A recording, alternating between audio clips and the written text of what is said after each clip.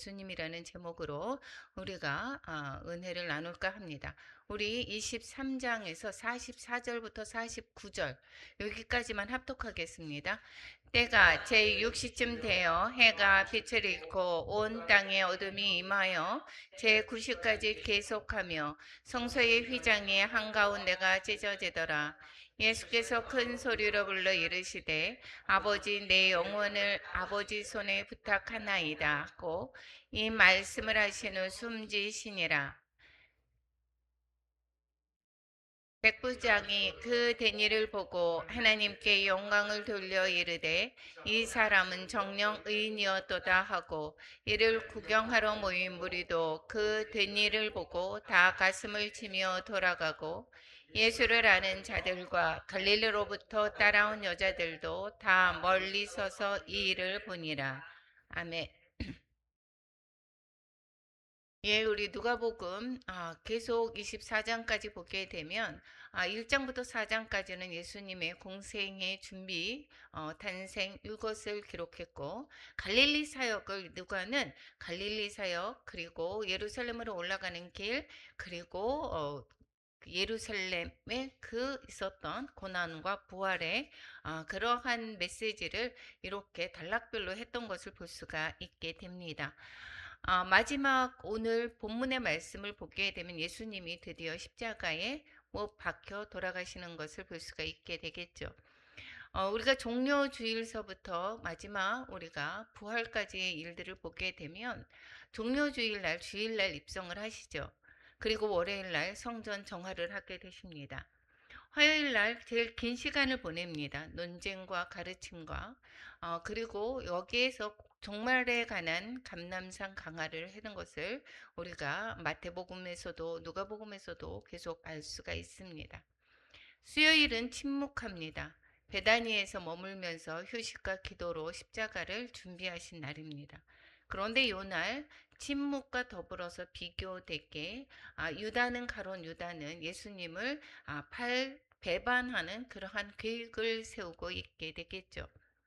목요일에는 최후의 만찬 제자들과 세족식을 하고 그리고 성만찬을 제정하십니다. 그리고 겟세마네 동산에서 십자가를 지기 전에 기도하신 일이 바로 목요일입니다.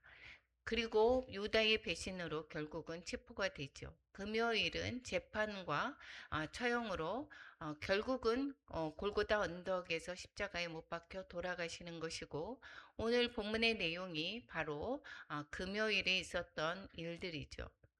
그리고 토요일은 무덤에 머무시고 주일날 다시 부활 주일날 사망 권세를 이기시고 부활하십니다. 이것이 그 누가복음뿐만 아니라 사복음서의 예수님의 행적으로 마지막 일주일에 있었던 일들을 우리가 알 수 있게 되겠죠. 오늘 23장에서는 우리에게 너무도 익숙한 이야기죠. 빌라도에게 재판을 받으시고 헤롯에게 보내지고 다시 빌라도에게 오고 그리고 십자가를 선고받으시고 그 다음에 골고다 언덕에서 십자가에 못 박혀 돌아가시는 일입니다. 이 말씀을 우리가 예수님을 믿었던 많은 사람들이 이 말씀을 모르시는 분들이 거의 없습니다. 물론 교회에 처음 발걸음을 하셨던 분은 잘 모르실 수도 있게 되겠지만 이 말을 너무 많이 들어서 오히려 십자가에 무뎌질 때가 있습니다. 이 십자가라고 하는 그 이론은 아는데 그 마음이 무뎌지는 때가 너무도 많은 것을 우리는 알 수가 있습니다. 예수님께서 십자가를 지셨다는 말은 들었지만 십자가가 얼마나 무서운 일이었는지 그리고 얼마나 큰 사랑이 담겨져 있는지 그리고 우리의 마음이 당연한 거. 그래서 내가 구원을 받았어. 이렇게 이것으로 그치고 우리의 마음에 큰 흔들림과 울림이 없을 때가 너무도 많이 있는 것을 볼 수가 있습니다. 오늘 본문의 말씀을 들으면서 다시 십자가를 바라보았으면 좋겠습니다. 예수님께서 다 아시는 내용이지만 왜 십자가를 지셨습니까? 누구 때문에? 나 때문에 지셨다라는 것이죠. 여기에서는 오늘 본문에서 보게 되면 유대인들에 의해서 팔아졌고 그리고 빌라도가 재판을 선고했고 그리고 로마인들에 의해서 십자가에 못 박혀 돌아가셨다. 이렇게 우리와 상관이 없는 나와 상관이 없는 그러한 사건으로 보면 안 된다라는 것이죠. 예수님께서 또한 고난을 받으십니다. 그것이 빌라도가 아니면 유대인들 때문이야. 이것이 아니라 나의 죄를 담당하기 위해서 대신 고난을 받으신 거다라는 것이고 예수님이 돌아가심은 나를 살리기 위해서 돌아가셨다는 것입니다. 그래서 오늘 23장을 통해서 우리가 세 가지를 묵상하고자 합니다. 죄 없으신 예수님께서 죄인처럼 심판을 받으셨고 두 번째는 예수님은 십자가에서도 용서를 하시는 모습을 또한 우리가 바라봅니다. 셋째, 예수님의 죽으심으로 우리에게 구원의 길이 열렸다라는 것입니다. 1절에서부터 그러면 25절까지가 죄 없으신 예수님이 죄인처럼 심판받으셨다라는 이야기가 담겨져 있습니다. 예수님을 대제사장들과 서기관들이 빌라도에게 끌고 가죠. 그들이 예수님을 고발합니다. 가이사에게 세금 바치는 것을 금하며 자칭 왕 그리스도이다 이렇게 그리스도라 하더이다 이렇게 고발합니다. 이것은 사실이 아니죠. 예수님께서 세금을 내지 말라고 한 적이 없습니다. 오히려 예수님은 시험에 들게 세금을 내야 합니까? 라고 물어보는 그 화요일에 있었던 일이죠. 그것은 가이사의 것은 가이사에게 하나님의 것은 하나님께 바치라라고 오히려 말을 했습니다. 그런데 사람들은 예수님을 죽이기 위해서 거짓된 제목을 만들었고 그리고 빌라도가 예수님을 신문하게 되는 것입니다. 빌라도가 대제사장들과 무리에게 말합니다. 내가 보니 이 사람에게 죄가 없도다. 예수님에게 죄가 없는 것이 당연하죠. 그런데 죄 없는 예수님이 죄인처럼 재판을 받고 있습니다. 빌라도가 신문을 했습니다. 내가 유대인의 왕이냐? 내 말이 옳도다. 이러한 말씀과 더불어서 계속 신문했지만 죄가 없는 것을 알았다라는 것입니다. 그런데 재판을 받게 되고 그리고 죄 없는 분이 죄인의 자리에 서 있게 됩니다. 우리는 죄인이지만 예수님은 의인이시죠. 우리는 죄인이면 심판을 받아야 마땅합니다. 그런데 예수님이 심판을 대신 받으십니다. 우리가 십자가를 져야 되는 것인데 예수님이 십자가를 지신 것입니다. 이게 복음인 것입니다.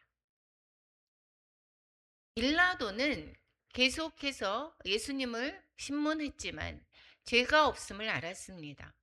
내가 보니 이 사람에게 죄가 없도다 4절에서 말하고 14절에서도 또 말합니다. 너희가 고발하는 일에 대하여 이 사람에게서 죄를 찾지 못하였고 22절에서 또 말합니다. 이 사람이 무슨 악한 일을 했느냐 나는 그에게서 죽일 죄를 찾지 못하였다 이렇게 말하고 있습니다. 세 번이나 예수님에게 죄가 없다고 선언합니다. 그런데 그렇게 죄가 없음에도 것을 알면서도 결국 예수님을 십자가에 내어주게 되죠. 빌라도가 진리를 몰라서가 아니라 진리를 알면서도 누가 두려워서? 유대인들이 두려워서. 즉 사람을 두려워했기 때문인 것입니다. 어떠한 이 바나바가 또 있습니다. 그리고 바나바라는 사람이 있는데 성경은 그가 뭐라고 합니까? 19절에 성중에서 일어난 밀란과 살인으로 말미암아 옥에 갇혔다라고 말하고 있습니다. 그런데 무리는 바나바를 우리에게 놓아달라고 얘기합니다. 그리고 예수님을 십자가에 못 박게 하소서 이렇게 얘기합니다. 죄인 바나바가 풀려나고 죄 없으신 예수님이 죽게 되는 것입니다. 이것이 바로 복음이다라는 것이죠. 바나바 이름 대신에 바로 그 이름 대신에 내 이름을 놓으면 우리 이름을 놓아 보면 어떻겠습니까? 죄인인 내가 노임을 받고 예수님이 죽으셨다라는 것이죠. 이것이 바로 은혜입니다. 우리가 구원받은 이유는 우리가 여기 지금 바나바가 밀란과 살인으로 말미암아 좀 죄 있는 모습인 것처럼 우리가 구원받는 이유가 착해서도 아니고 의로워서도 아니고 하나님께 잘해서도 아닙니다. 예수님이 우리 대신 죽으셨기 때문이다라는 것입니다. 오늘 저녁 이 말씀을 마음에 새겼으면 좋겠습니다. 나는 예수님 때문에 살았다. 내가 여기까지 온 것도 예수님의 은혜입니다. 내가 믿음을 가진 것도 은혜입니다. 내가 내 죄가 용서받은 것도 은혜입니다. 내가 하나님을 아버지라고 부를 수 있는 것도 바로 은혜인 것입니다. 26절에서 43절까지 보게 되면 십자가에서도 용서하신 예수님을 볼 수가 있습니다. 이제 예수님께서 골고다로 가시게 됩니다. 십자가를 지고 가시죠. 밤새도록 신문 받았습니다. 채찍질 당했습니다. 모욕도 당하고 조롱도 당하고 육체적으로 완전히 지치셨습니다. 그래서 여기에 26절에서 보니까 예수님이 끌고 가지를 못하시니까 군인들이 구레네 사람 시몬을 붙잡아서 예수님의 십자가를 대신 지게 합니다. 그리고 골고다에 도착합니다. 예수님을 십자가에 못 박습니다. 33절에. 그리고 여기에 두 행악자도 함께 박혔다라고 말하고 있습니다. 그런데 예수님께서는 그들이 십자가상에서의 그 다른 사람들이 예수님을 보는 사람들이 예수님을 조롱합니다. 예수님이 말씀하십니다. 예수님께서 이르시되 아버지 저들을 사하여 주옵소서. 자기들이 하는 것을 알지 못함이니이다. 그리고 그들이 예수님의 옷을 나눠 제비를 뽑고 있습니다. 사람들이 예수님을 못 박습니다. 예수님은 그런데 그들을 위해서 기도하십니다. 사람들은 예수님을 죽이는데 예수님은 그들을 위해서 용서를 구하고 있습니다. 이 십자가는 용서의 자리라는 것입니다. 예수님의 십자가는 단순히 고난의 상징만이 아닙니다. 용서의 자리입니다. 우리는 십자가를 바라볼 때 이것을 기억해야 하는 것이죠. 주님께서 나를 용서하셨다. 그리고 그러면 어떻게 해야 되는가? 우리는 주님을 따라 나도 용서해야 되는 것입니다. 그래서 우리는 기도할 때 하나님께 용서를 구하죠. 그런데 우리는 어떻습니까? 다른 사람을 용서하기가 쉽지 않습니다. 나는 그 사람을 어떤 사람인데 나는 그 사람을 절대 용서할 수 없어. 상처가 클 때 이렇게 얘기하죠. 배신 당했을 때 이렇게 말합니다. 억울하기 때문입니다. 그러나 십자가를 우리가 바라본다면 예수님이 무엇라고 말씀하셨는지를 우리는 기억해야 되는 것입니다. 아버지 저들을 사하여 주옵소서. 우리가 십자가를 진 것이 아니라 예수님이 지셨습니다. 그러니까 우리는 예수님으로 말미암아 우리가 용서를 받은 것을 기억해야 되죠. 그러면 우리가 그 용서의 길을 우리도 걸어가야 된다라는 것입니다. 용서는 내가 용서를 했다고 해서 상대방이 잘못한 것을 그게 무효가 되는 것이 아닙니다. 인정되지 않는 것이 아닙니다. 용서는 악한 일을 했는데 그것을 선하다고 말하는 것이 아닙니다. 용서는 그 심판을, 그 사람에 대한 심판권을 누구한테 맡기는 것? 하나님께 맡기는 것입니다. 하나님, 제가 심판하지 않겠습니다. 하나님께 맡기겠습니다. 이것이 십자가의 용서입니다. 십자가 양편에 두 사람이 있었죠. 아까 예수님과 함께 달리셨다라고 얘기했습니다. 두 행악자가 함께 십자가에 달렸습니다. 한 사람은 예수님을 그런데 비방하죠. 39절에서 보니까 하나가 내가 그리스도가 아니냐, 너와 우리를 구원하라. 그런데 다른 한 사람이 꾸짖어서 말하고 있습니다. 40절에 41절에 말하고 있습니다. 우리가 행한 일에 상당한 보응을 받는 것이니 이에 당연하거니와 이 사람이 행한 것은 옳지 않은 것이 없느니라 라고 말하고 있습니다. 그리고 예수님께 말합니다. 예수여, 당신의 나라에 임하실 때 나를 기억하소서. 43절에 그렇게 말하니까 예수님이 뭐라고 얘기합니까? 오늘 내가 나와 함께 낙원에 있으리라. 그런데 이 행악자는 이 십자가에 달린 예수님께 말하는 것입니다. 이 사람이 자신과 같이 실패한 사람처럼 눈으로 보이기에는 보여지죠.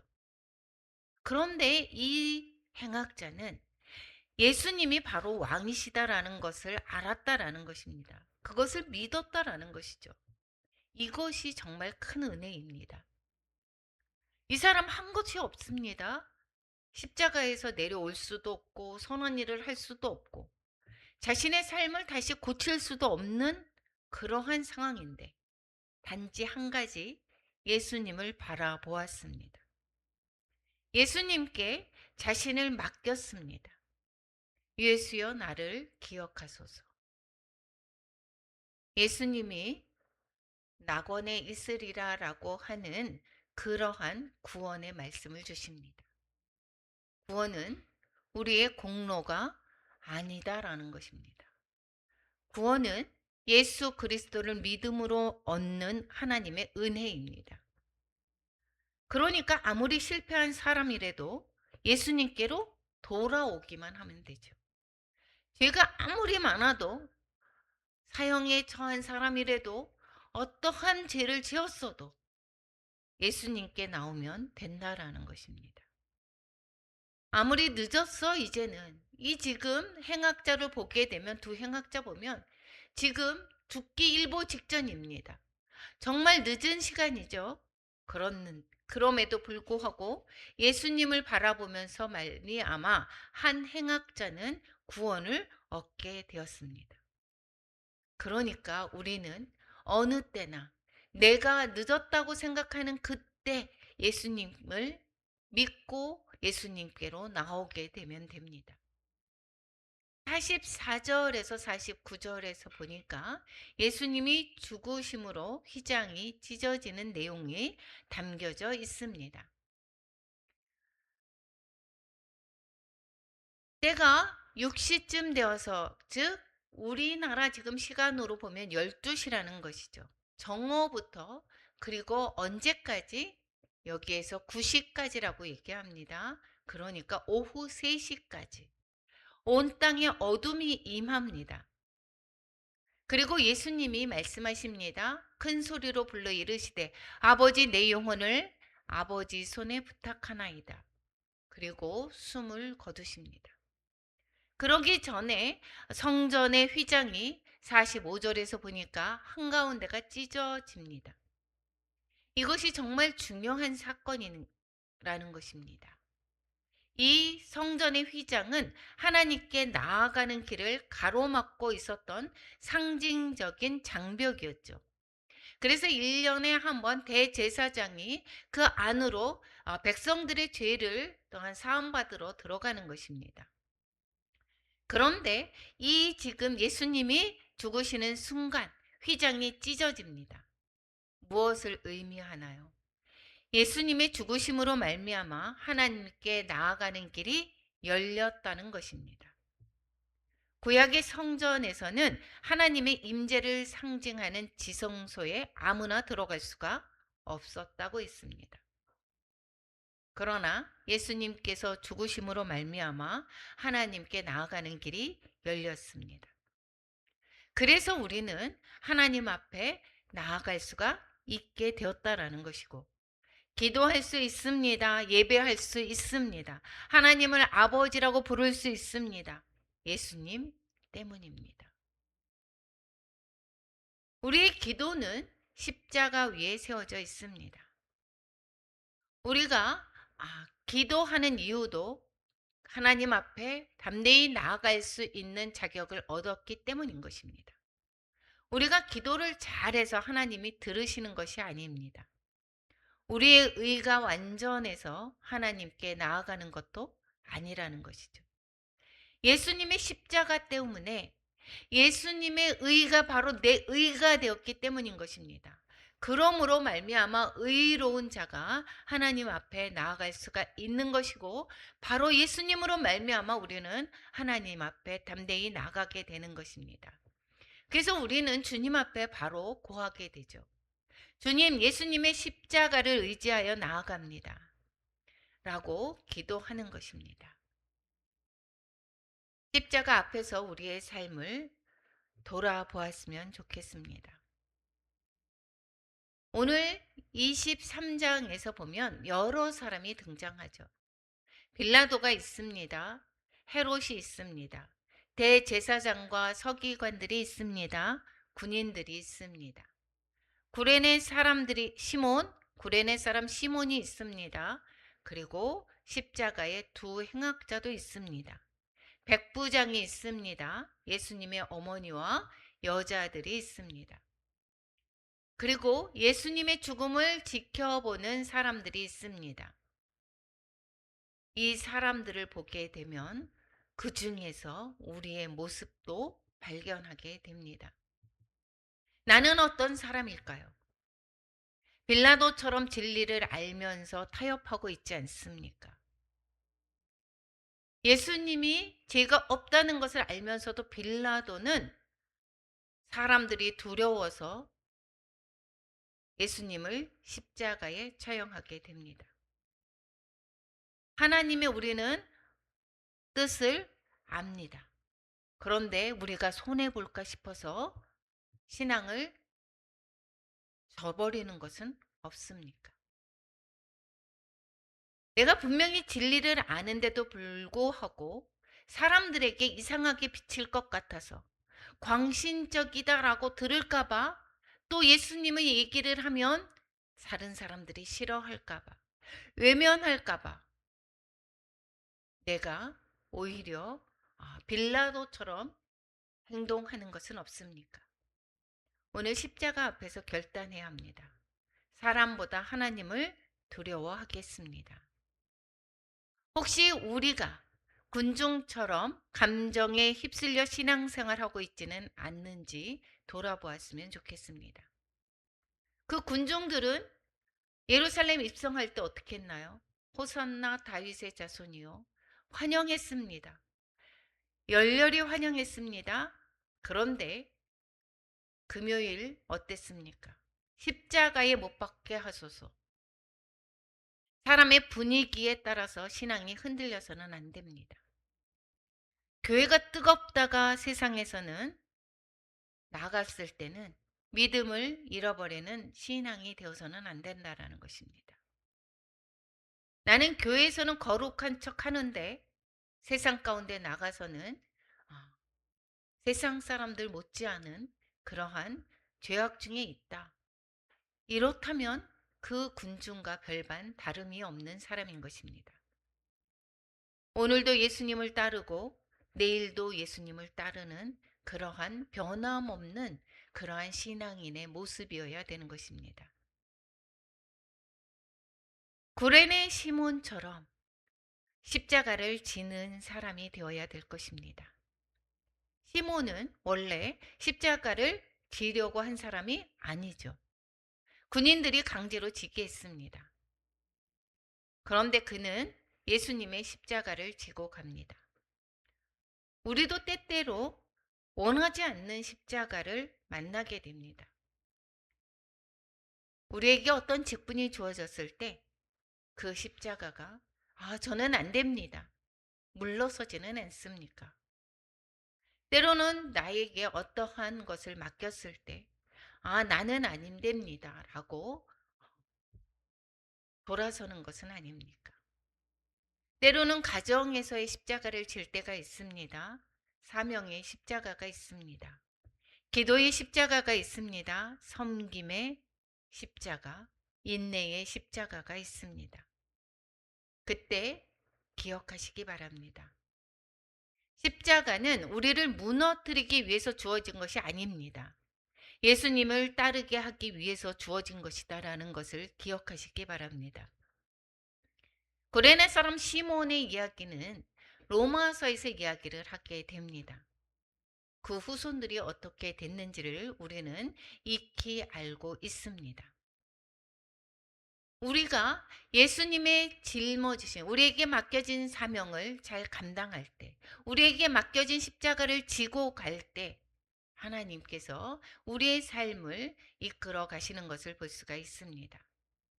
예수님께서 말씀하십니다. 날마다 제 십자가를 지고 나를 따를 것이니라.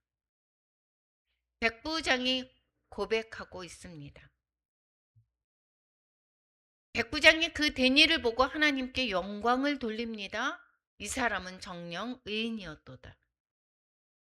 이 백부장은 로마 사람이죠. 예수님의 제자도 아닙니다. 유대인도 아니었습니다. 그런데 십자가를 바라보고 예수님이 누구인지를 깨닫습니다. 오늘 우리도 십자가를 바라보아야 합니다. 십자가를 바라볼수록 예수님이 누구인지 분명해지는 것입니다.